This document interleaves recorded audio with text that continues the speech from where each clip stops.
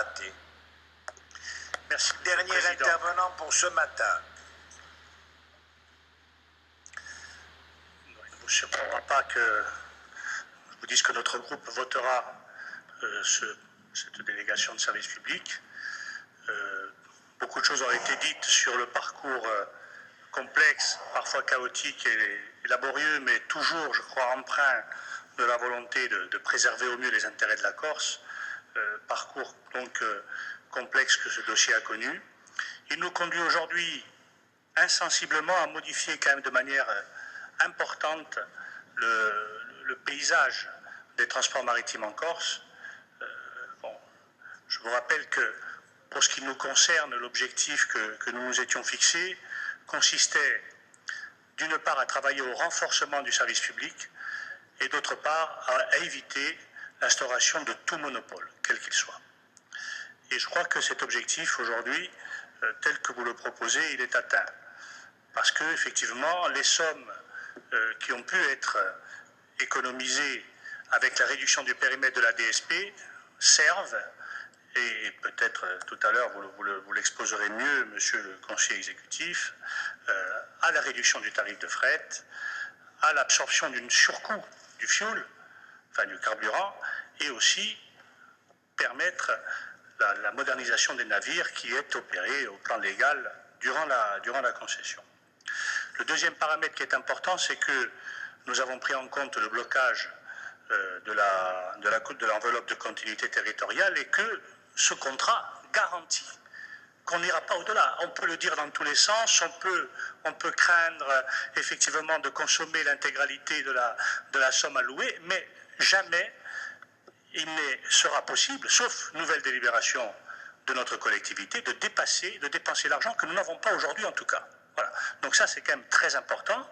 C'est un élément nouveau et qui montre un peu l'esprit de responsabilité que les négociateurs ont affiché dans cette négociation.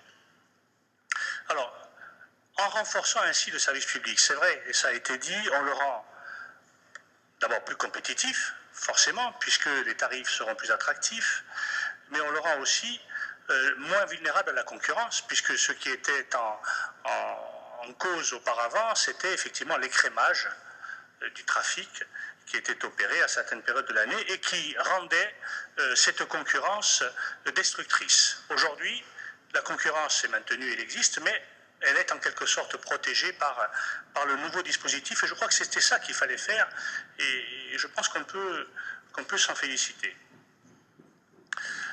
Alors, Paul-Félix Benedetti a évoqué les risques. Bon, c'est vrai qu'à chaque fois qu'on fait des projections de recettes, on peut être préoccupé par l'objectif s'il est trop haut, sera-t-il atteint, ne sera-t-il pas atteint et quelles seront les conséquences. Mais en l'occurrence, bon, moi je ne partage absolument pas le raisonnement qu'il a fait, consistant à dire qu'il ne peut pas y avoir d'augmentation de recettes, alors que dans le même contrat, on prévoit que des navires qui aujourd'hui transportent, qui ont une capacité de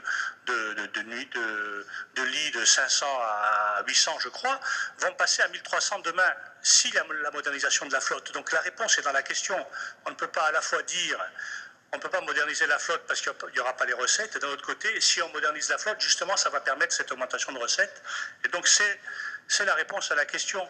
Soit on fait le pari de progresser et qu'effectivement, avec cette flotte modernisée, on va aussi permettre de passer la pointe, ceux qui auparavant faisaient partie du service complémentaire.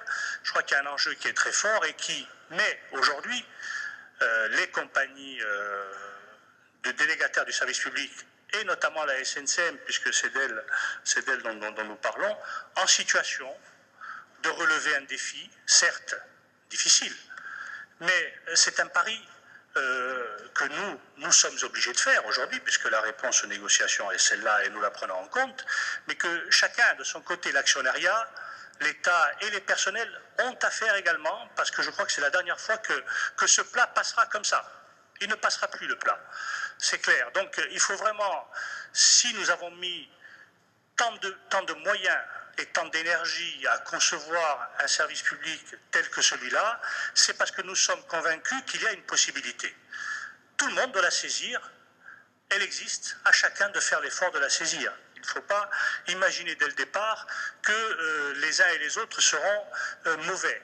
En tout cas, il y a un autre raisonnement que pour ma part et pour notre groupe, nous ne considérons pas comme forcément valable, c'est que ce qui est difficile à faire, c'est-à-dire éventuellement les réductions d'effectifs si elles étaient nécessaires, et chacun fera son travail dans ce domaine, les améliorations en termes de compétitivité qui sont nécessaires, que nécessairement, je dirais, les opérateurs actuels sont incapables de le faire, mais que demain, s'il y avait une compagnie régionale, par contre là, ce serait merveilleux, et tout le monde atteindrait ses objectifs sans aucune difficulté, parce qu'à partir du moment où il y a le mot régional, ça marchera très bien. Voilà. Donc, je crois qu'il faut raison garder. Non, vous voyez, je suis extrêmement modéré. Je ne dis pas, mais je dis simplement qu'il ne faut pas dire que d'un côté ça ne peut pas se faire et que de l'autre, si on change la coquille ou si on change l'enveloppe juridique, ce sera magnifique. Non, c'est pas comme ça que ça fonctionne. Donc, faisons ensemble, je dirais, mettons tout en œuvre pour réussir cette nouvelle disposition dans laquelle nous nous mettons aujourd'hui et travaillons dans l'intérêt de la Corse, continuons à le faire. Je terminerai, Monsieur le Président, parce que j'avais promis de ne pas être long, je terminerai juste en soulignant un point qui me semble quand même important. Nous allons baisser le prix du fret. Alors, on a parlé de l'intérêt pour les transporteurs. Moi, je pense un peu aux consommateurs. Est-ce qu'on va retrouver cette baisse répercutée dans le panier de la ménagère?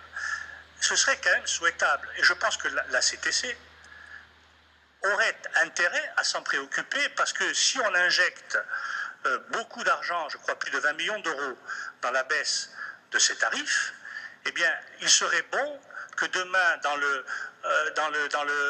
les caddies de nos grandes surfaces ou dans les petites épiceries, eh bien, on puisse avoir une répercussion de cette baisse.